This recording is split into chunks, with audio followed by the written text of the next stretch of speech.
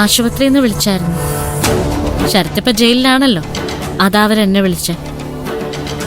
പ്രഭാവതിയമ്മയെ ഇനി ഒരു നിമിഷം പോലും അവിടെ കിടത്താൻ പാടില്ലെന്നാ അവര് പറയുന്നത്. നമ്മൾ പിന്നെ എന്താ ചെയ്യാ? നമുക്ക് എന്ത് ചെയ്യാൻ പറ്റും ചേച്ചി? അത് തീരുമാനിക്കേണ്ടത് ശരത്തല്ലേ? ശരത്തിപ്പ ഇല്ലല്ലോ. ഇല്ലാതായത് നമ്മുടെ കുറ്റം കൊണ്ടാണോ? ആ വിഷയത്തിൽ നമ്മൾ ഇടപെടാതിരിക്കുന്നതാ നല്ലത്. അത് മനസാക്ഷി ഇല്ലാത്തോണ്ടൊന്നും അല്ല, നോക്കാൻ നമ്മളെ കൊണ്ട് പറ്റില്ല. സ്വന്തം കാര്യങ്ങൾ പോലും ചെയ്യാൻ പറ്റാത്ത അവസ്ഥയല്ല പ്രഭാവതിയമ്മ. അത് ചേച്ചിക്ക് അറിയാലോ. 24 മണിക്കൂറും അവരുടെ കൂടെ ഒരാള് വേണ്ടിവരും. അതിനിവിടെ ആരാ ഉള്ളത്? അത് ശരിയാ.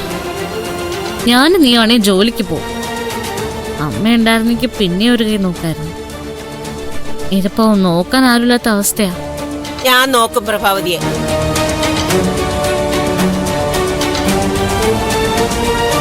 എന്തറിഞ്ഞിട്ടാ മുത്തശ്ശി പറയുന്നേ?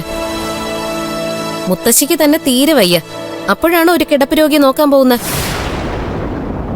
അതൊന്നും ശരിയാവില്ല മുത്തശ്ശി. അതെ, ഇവിടെ താമസിച്ചപ്പോഴല്ലേ പ്രഭാവതിക്ക് അപകടം പറ്റിയത്. അതാരും മറക്കണ്ട. അതുകൊണ്ട് അവരെ നോക്കാനുള്ള ബാധ്യത നമുക്കുണ്ട്.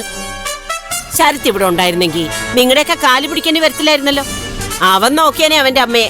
പിന്നെ നോക്കിയാന്. എന്റെ പൊന്നു മുത്തശ്ശി, അവൻ അതിനൊന്നും ഒരു താല്പര്യമില്ല. സ്വന്തം അമ്മ ആരുടെയെങ്കിലും തലയിൽ കെട്ടിവെച്ച് അവന് കൈ ഒഴിയണം, അതവന്റെ മനസ്സിൽ. നീ മിണ്ടരുത്. നീ കാരണമല്ലേടി അവൻ ജയിലിലായത്. ആ കൊച്ചിനെ ചതിച്ച് കെണിയിൽ വീഴ്ത്തിയിട്ട് ഇപ്പൊ നിന്ന് ന്യായം പറയുക. അതെ, നമ്മളും വയസ്സന്മാരാവും, നമുക്കും വരും ഇതുപോലുള്ള ഗതികേടുകൾ. ഒന്നും ഇതുപോലെ പറയണോ എല്ലാരും? മുത്തശ്ശി എങ്ങനെയൊക്കെ കടന്നു തുള്ളിയാലും അച്ഛനത് സമ്മതിക്കില്ല. അതുകൊണ്ട് ആ ഒരു ആഗ്രഹം മനസ്സിനെടുത്ത് കളയുന്നതായിരിക്കും നല്ലത്. എന്തായാലും പുറത്തുപോയ അച്ഛൻ വരട്ടെ.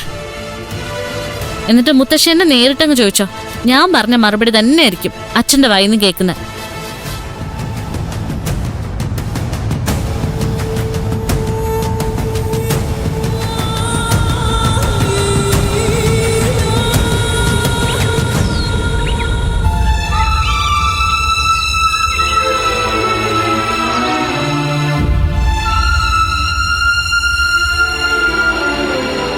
ഏട്ടാ, ഭക്ഷണം എടുത്തു വെച്ചിട്ടുണ്ട്. എനിക്ക് വേണ്ട. ഇന്നലെ രാത്രിയിലും ഒന്നും കഴിച്ചില്ലല്ലോ ഏട്ടാ. വേണ്ടാഞ്ഞിട്ടാ. ഞാൻ ഇനി ചിലപ്പോ ഭക്ഷണമേ കഴിച്ചു എന്ന് വരില്ല. പട്ടിണി കിടന്ന് മരിക്കട്ടെ. ആരോടാ ഡാഡിയുടെ വാശി? എന്നോടോ? ഡാഡിക്ക് എന്തെങ്കിലും പറ്റിയാ തോറ്റു പോകുന്നത് ആരൊക്കെയായിരിക്കുമെന്ന് ഇപ്പോഴെങ്കിലും ഡാഡി ആലോചിച്ച് നോക്കിയിട്ടുണ്ടോ? എന്തായാലും ആ ലിസ്റ്റിൽ നീ ഉണ്ടാവില്ല.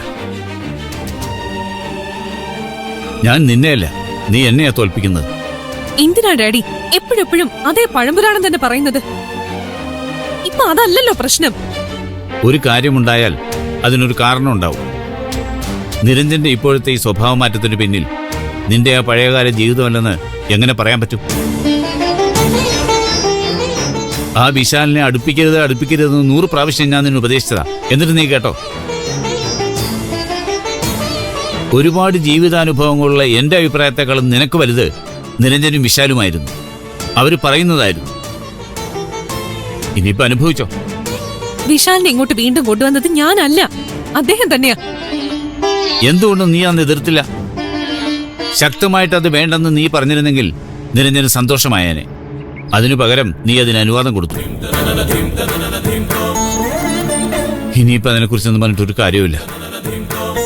സംഭവിക്കാനുള്ളതൊക്കെ സംഭവിച്ചു കഴിഞ്ഞു. ഇന്നലെ പോയതല്ലേ നിരഞ്ജൻ? വന്നോ ഇതുവരെ? വരില്ല.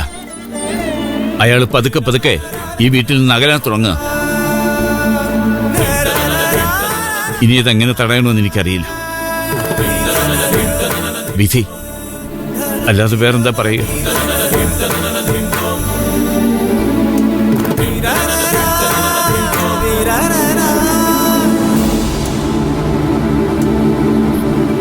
ഏട്ടൻ പറയുന്ന ഒന്നും മോള് കാര്യമാക്കണ്ട. വിശാലൊന്നും അല്ല ഈ പ്രശ്നങ്ങൾക്ക് കാരണം. അത് അവള് തന്നെയാ, മാലിനി. നീ മാലിനിയെ കാണണം മോളെ, എന്നിട്ട് സംസാരിക്കണം.